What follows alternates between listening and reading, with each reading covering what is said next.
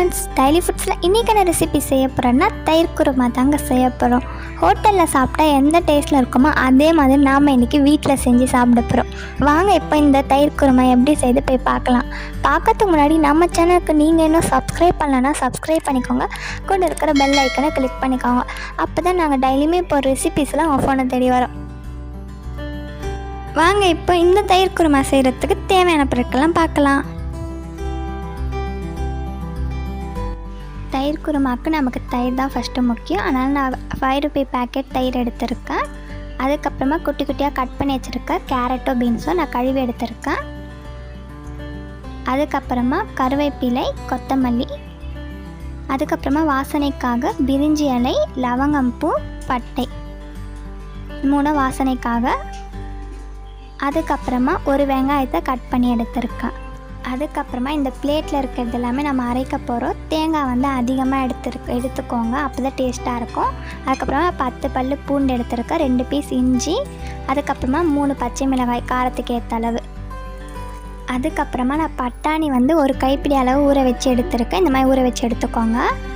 நம்ம அரைக்கிறதுக்காக எடுத்து வச்சுருந்தோம் இல்லையா, இந்த 4 பொருளுமே தேங்காய், பூண்டு, இஞ்சி, பச்சை மிளகாய் இதை நம்ம அரைக்க போகிறப்போ நல்லா நைஸாக அரைச்சிக்கோங்க. தேங்காயெலாம் நல்லா அரைக்கணும். அதனால் தேங்காய் அரைக்காமல் போயிடுச்சுன்னா நமக்கு இந்த குருமா டேஸ்ட்டாகவும் இருக்காது, கெட்டியாகவும் ஆகாது குருமா. அதனால் தேங்காய் நல்லா நைஸாக அரைச்சிக்கோங்க. நான் அரைச்சி எடுத்துகிட்டு காட்டுறேன். இந்த மாதிரி அரைச்சிக்கோங்க. இங்கே பாருங்கள், நான் 4 பொருளுமே சேர்த்து அரைச்சி எடுத்துகிட்டு வந்திருக்கேன். இந்த மாதிரி அரைச்சிக்கோங்க. இப்போ வாங்க இந்த குருமா எப்படி செய்து போய் பார்க்கலாம். கேஸில் கடாய் வச்சுட்டு கடாய் ஹீட் ஆனதுக்கப்புறமா ஆயில் சேர்த்துக்கலாம். ஆயில் நான் 3 டேபிள் ஸ்பூன் சேர்த்துக்கிறேன். ஆயில் ஹீட் ஆனதுக்கப்புறமா கடுகு சேர்த்துக்கலாம். கடுகு விரிஞ்சதுக்கப்புறமா பட்டை, லவங்கம்பூ, பிரிஞ்சி இலையை சேர்த்துக்கலாம்.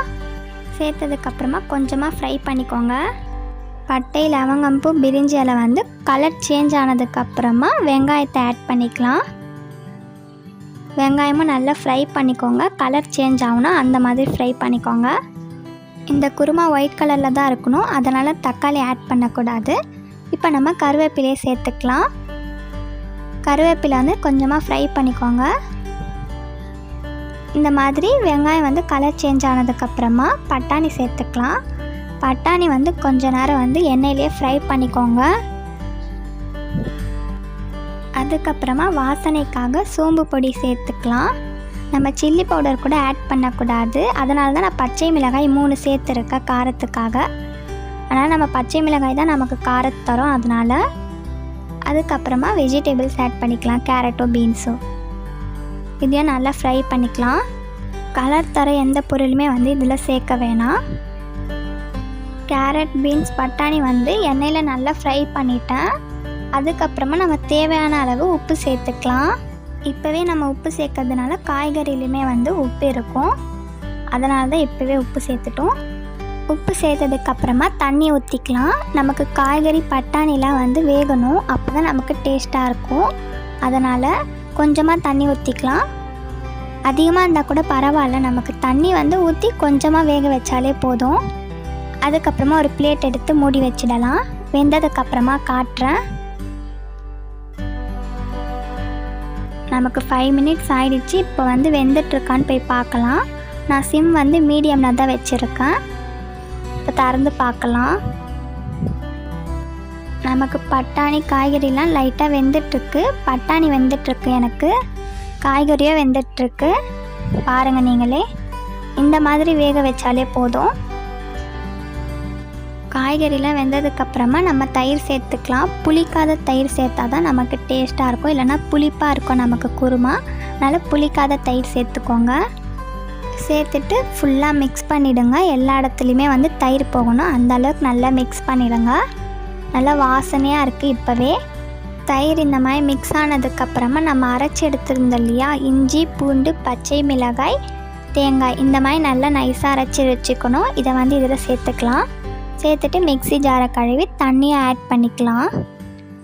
தேங்காய் கொஞ்சம் அதிகமாகவே சேர்த்துக்கோங்க, அப்போ தான் நமக்கு குருமா கெட்டியாக இருக்கும், அப்போ தான் நமக்கு டேஸ்ட்டாகவும் இருக்கும். அதனால் தேங்காய் கொஞ்சம் அதிகமாகவே சேர்த்துக்கோங்க. இப்போ நம்ம நல்லா மிக்ஸ் பண்ணிடலாம்.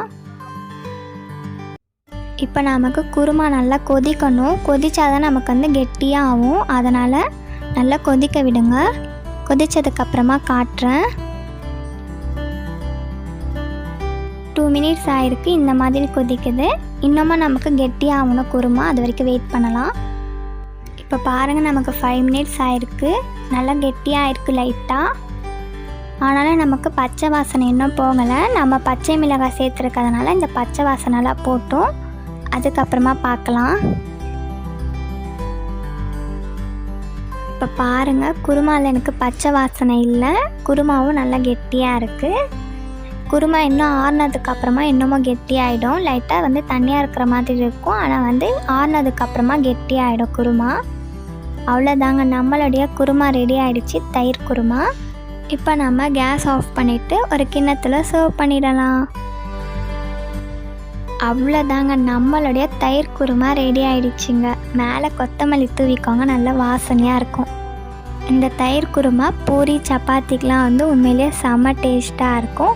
எப்போயாவது நீங்களும் வீட்டில் சப்பாத்தி பூரி செஞ்சிங்கன்னா இந்த மாதிரி தயிர் குருமா செஞ்சு பாருங்கள். எப்படி இருக்குன்னு கமெண்ட் பண்ணுங்கள். இந்த ரெசிபி உங்களுக்கு பிடிச்சிருந்தா லைக் பண்ணுங்கள், ஷேர் பண்ணுங்கள். தேங்க்யூ, பாய்.